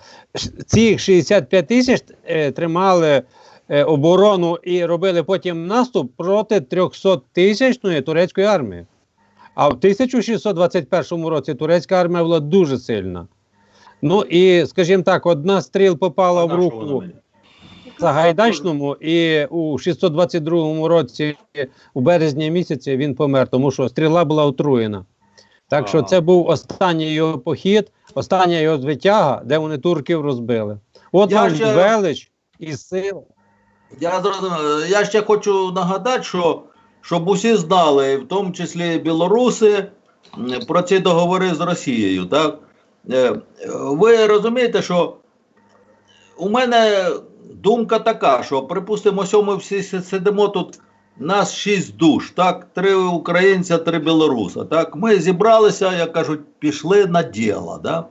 Прийшли, щось зробили, як кажуть, гроші на бочку, поділили по рукам, до побачення. Так?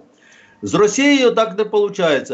Якщо ми десь були з нею союзники, ми брали участь у війнах. Хоча б взяти ось запорозькі козаки брали участь у російсько-турецькій війні, значить, проти турків на боці Росії союзниками. Так?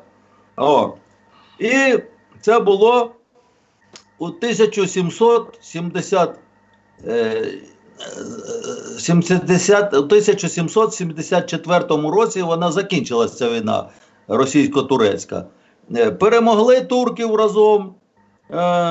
Тоді козаки прийшли на Січ, пішли у відпустки, розслабилися після війни. А тут раз підійшли російські війська, і майже там на Січі нікого не було. Спалили Січ, все зруйнували і все. То це вам такий союз. От. І взагалі воювали, ми ж воювали всі, 15 республік всі воювали, так? Проти фашистів. Приєднали все до Росії. Кёнігсберг приєднали, Калінінград. Там і Сахаліну японці одвоювали, і там деякі землі все подвоювали. Росія все собі приєднала, і тоді ще й розказує, що а ми вам дали Крим.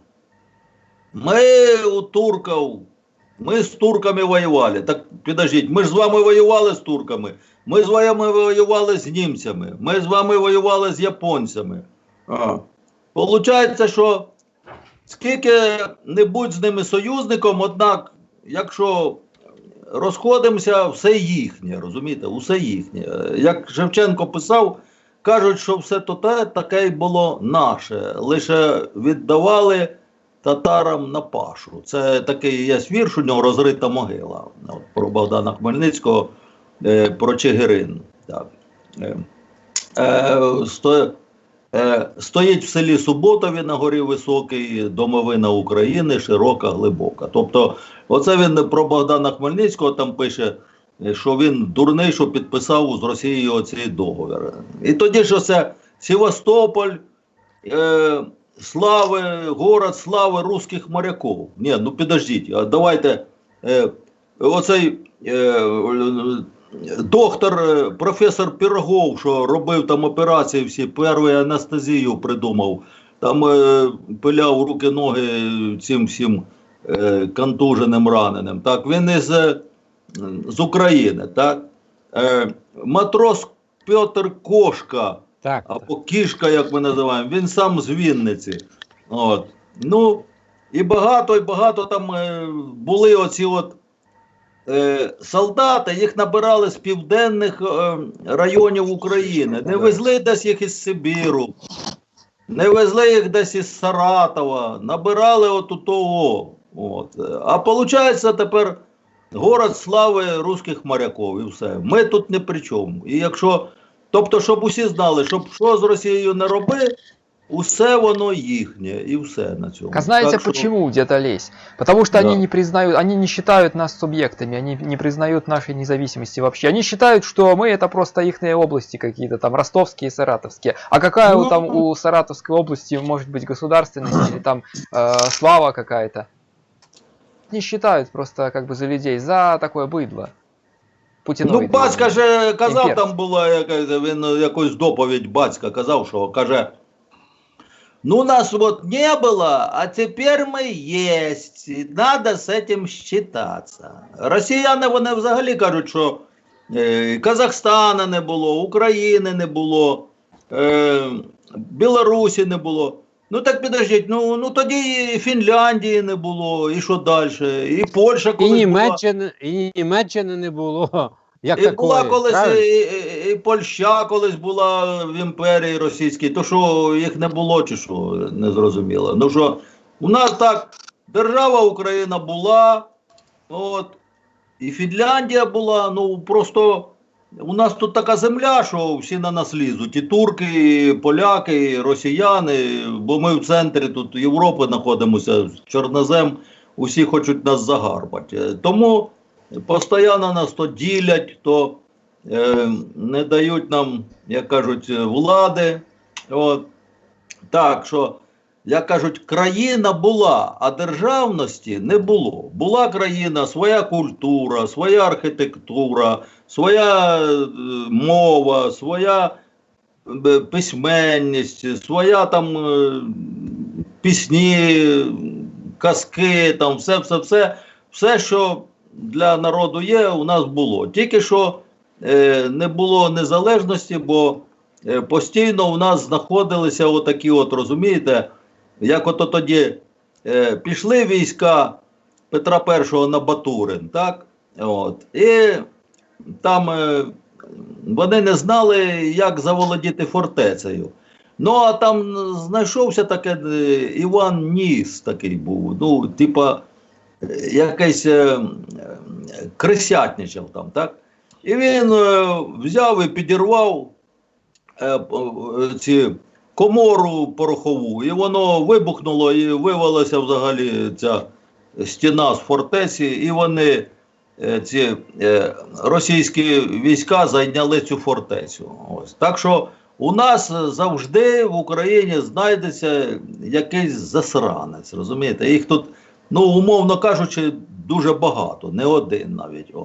Які тягнуть Україну не туди, куди треба. Ну, а у білорусів там процент іще більший. Так що оце нам треба боротися своїх. Бо, як казав Петлюра, нам не так страшні московські воші, як українські свої гниди. Розумієте, оці, що вони тут сидять.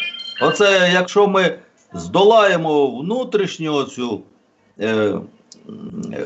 корупцію, зрадництво, то тоді і все буде нормально. І так само і в Білорусі. Росія, знаєте, Росія не лізе на сильних. Вона, якщо чує десь, знаєте, щось гниле, ну, як кажуть, з гнильцой десь там щось, де можна щось уколупнути, де щось відкусити. Ось у нас вони знайшли там гнилих, де? Ну, на Донбасі, да? Вот. Вони там и откусили шматок. Это так, согласен, дядя Олесь. Они, ватники, любят называть свою державу там великим русским медведем и прочее. Но, по-моему, это просто шакал, который видит, где ослабленное какое-то государство, где ничего не будет, как говорится, можно вторгнуться и все. Вот как правильно, в Сирии, например, там, где идет война, такая себе страна, куда можно вон влезть. И то им американцы разрешили. Украина то же самое, Януковича нет, тут бардак, раздрай, влезли и отобрали Крым. А на какую-то действительно, вот Турция сбила самолет, что они сделали туркам? Санкции объявили какие-то, помидоры перестали покупать, так они же их все равно купили, просто они через Беларусь пошли, с наценкой. Все, великая держава, да. Самое, что интересно, они ведь даже не представляют, зачем им мир. Вот часто очень это звучит, там, границы России не заканчиваются нигде. Где есть русскоговорящий, там русский мир. Ну, к примеру, захватили они весь мир. Дальше-то что? Они даже сами не представляют. Это какая-то недостижимая цель. Зачем, ради чего вообще? Бессмысленная. Империя ради весь империи. Мир помойкой сделать? Ну, да. Блин. Так а знаешь для чего, Ларс? Это ж для того, чтобы не проводить реформы. То есть, если они остановятся и скажут, никакой империи, наши границы определены, мы живем здесь, то тогда у населения станут вопросы. А почему у нас воруют так много? Почему у нас элита вон замки покупает, там такое все, да, народ нищенствует? Почему там наши солдаты где-то воюют? Давайте что-то менять там. Дело-то не в вопросах. Дело не в вопросах. У вороватого народа не может быть не вороватой власти, вот и все. Понятно. Просто...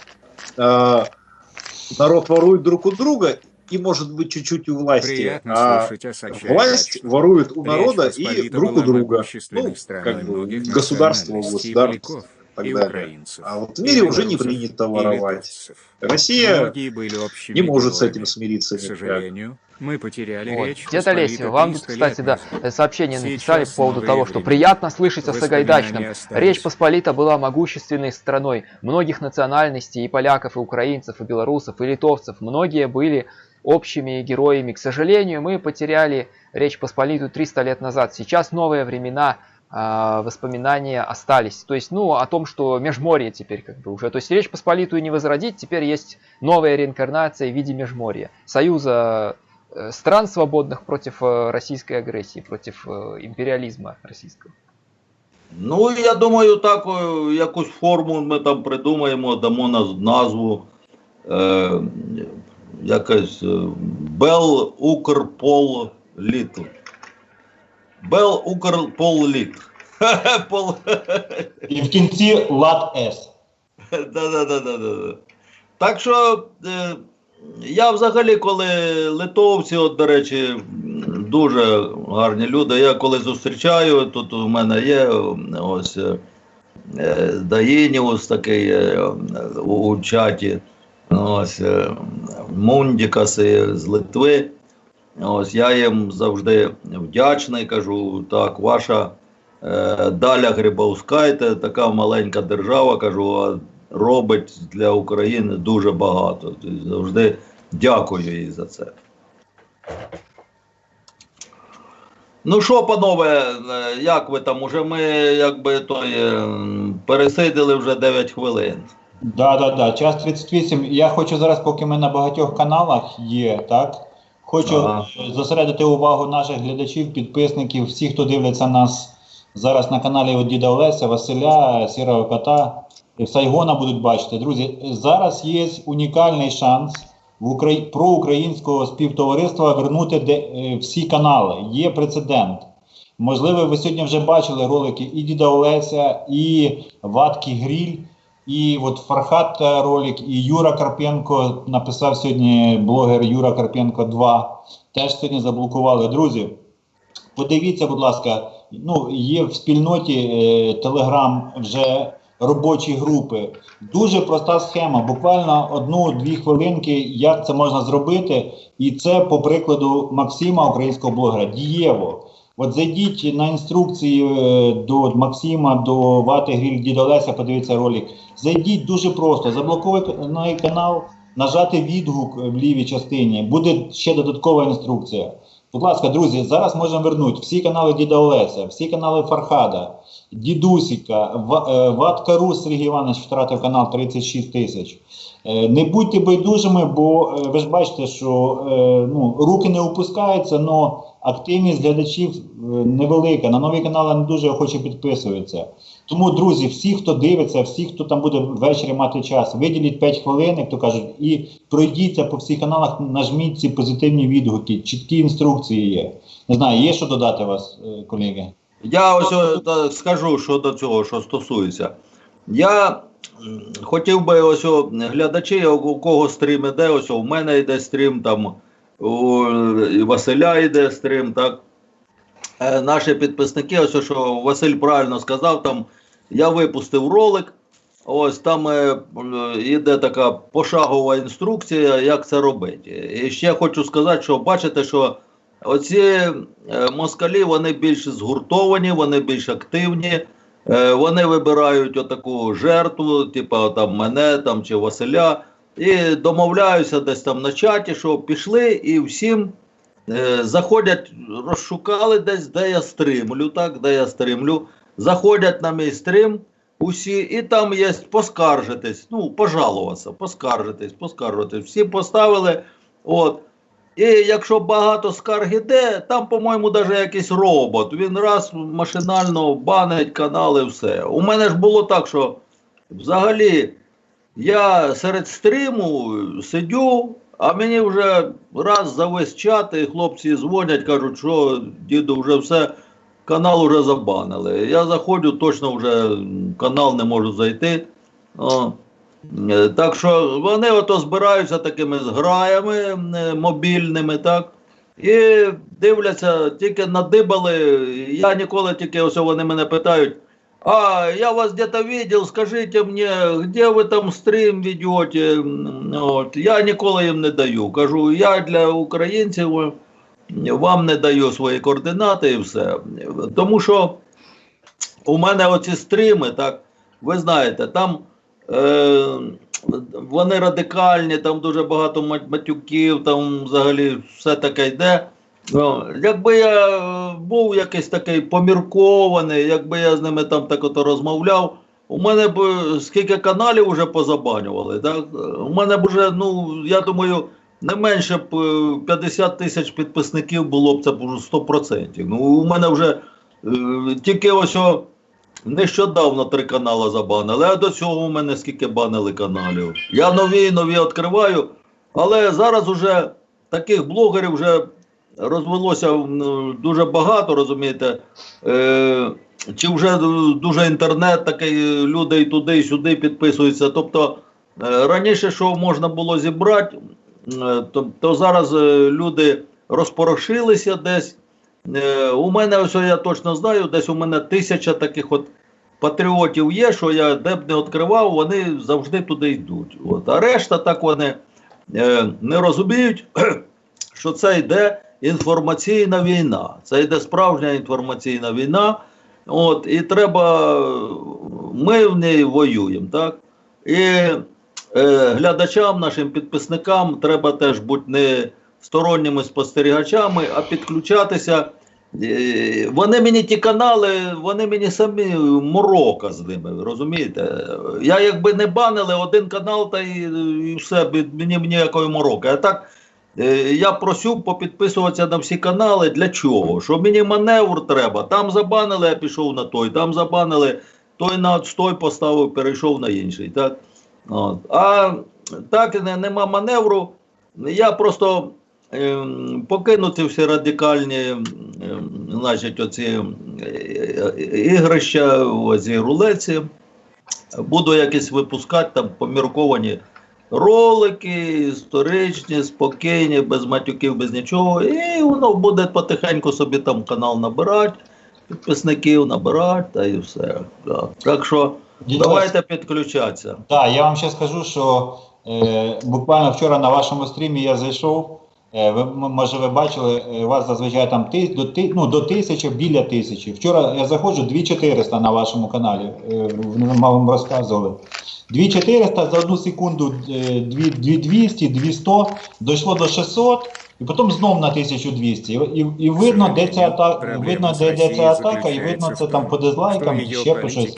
І саме цікаво, що ми замітили, і Максим, український звукорежисер, є спеціальні технології, ті самі чат-рулетки. Дружина провокує на якийсь кадр, який заборонений, а в цей момент чоловік кидає страйк під час стріму. Тобто вже настільки це все, умовно кажучи, ті люди, які цим займаються, вже вдосконалили, що от, умовно кажучи, нам мало того, що треба відстрілюватися і берегти канали, треба йти в контратаку, друзі. Мені знаєш, як було, Василь? Я тобі розкажу, оцей епізод був, так? Один чувак сидить зі мною, мирно балакає, каже, а ви що, стрімите? Я кажу, да. Він бере отак от телефон, підносить до веб-камери, на телефоні там шпиляться, в общем. Я бах, поки виключив, бах, мені вже страйк прилетів. А вони, один оце підсовує, а там уже 10 ждуть, щоб уже поскаржитись, розумієш? Так що у них там, я ж кажу, це у них там якісь зграї оцих от кремлеботів, і вони за нами полюють. Дивіться, я вам скажу так, чесно, після того, як Фархад почав активно втрачати канали в той момент, коли є група антистрайк. Це не для всіх, це для перевірених людей. Є спеціальна група антистрайк, яка в контратаку ходить. Є певні вже успіхи, тому зараз в каналі Інтерхунта Кір положить ссылку на Телеграм, Інтерчат. Там буде посилання на антистрайк групу. Давайте об'єднуватися. Зараз треба, перше, відвоювати канали наших патріотів, наших блогерів. І друге, не дати себе образити. Привіт, Макс, звукорежисер, каже, що так і було.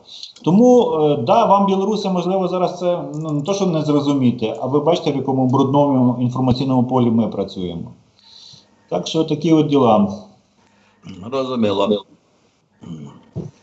Ну що? Да, добре, друзі. Давайте хто ведучий у нас? Анатолій Іванович чи Василь? У нас по 25% акцій всіх. Сірий кот, Василь, Анатолій Іванович. Ми всі равноправні, то така. Я колись почав, завжди об'являю. Це як Аксакал старший, а я як модератор. Старійшина, ви старійшина, Анатолій. Мене тут сиплють, тому що всі цікавляться роликами про подоріжжя. Мені треба сьогодні хочу зараз знов сісти, прийти глибокі ночі посидіти, ще одного ролика зробити, тому що подоріжжя то йдуть, а ролику буде много. Мені треба купа часу, щоб то все зробити, змонтувати, все показати. Добре, тоді я поки ви... Де там музика? Ви всі не розбіглися, я для своїх дам оголошення, що, панове, зараз ми будемо закруглятися. Тут були на стрімі, там шукайте канали Ларс Северинен, да? Це не блогер, це гість. Він не блогер, так, Інтервата, ви знаєте. Значить, теж другий Василь, наша Україна Русь, так. Сірий кот білорус у нас Анатолій Іванович, Анатолій Сайгон, у нього теж свій канал. Так що я оголошення дав, хто цікавиться білоруськими блогерами, так, можете їх розшукати, попідписуватися. Так, друзі, так само, хай дивляться подоріжжя ще, тому що я зараз буду серію подоріжжя. Анатолій Іванович, то дід Олесь, то на нього теж підпишіться, якщо ви ще не підписані. Молодець, Василь.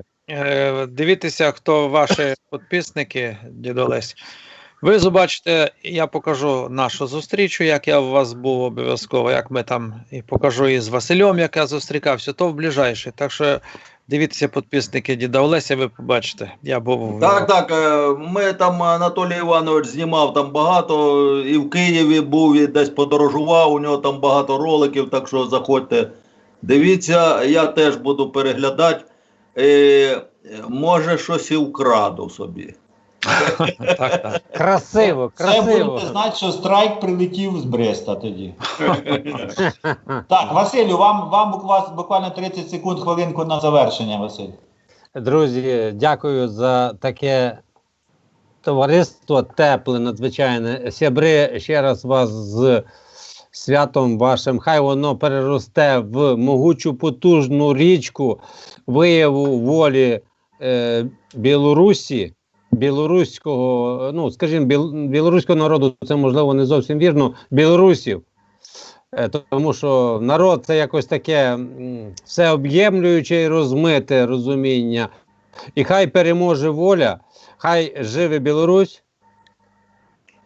І ми, українці, будемо разом з вами завжди, пам'ятайте про це. Ну, а нам своє робити, ми маємо чітко розуміти, які стоять перед нами виклики. До 21 числа кожен на своєму місці, і на роботі, і в мережі, довбати ту скелю, і щоб демократичні сили зайшли, бо бачите, все-таки реваншисти, вони, по-перше, гарно підготовлені, і у них є потенціал у вигляді бабулес, грошей, розумієте? Це ми такі прості, звичайні, ми можемо декларувати, об'єднувати навколо себе і своїх ідей добрим словом і тим розумінням, до якого Україна має йти. А гроші можуть зробити зворотнє. Гроші як можуть допомогти в добрих справах, так можуть зробити і негатив, коли він, та сума велика, знаходиться в руках злочинця чи в руках ворога. Тому єднаємось, робимо наші справи. Дякую. Я завжди з повагою до всіх вас, до наших глядачів, підписників, друзів, для тих, хто активно пише нам, і для тих, хто хоча б раз бачив. Шануємося, бо ми того варті. Дякую. На все добре. Дякую, Василю. Ларсен, вам теж 30 Дякую вам. секунд, будь ласка. Ларсен. Я, наверное, тоже сейчас буду отключаться. Мы все будем Дякую. отключаться. Мы все будем отключаться 30 секунд по каждому, и мы Хорошо. заканчиваем. Хорошо, дякую вам за чудну розмову.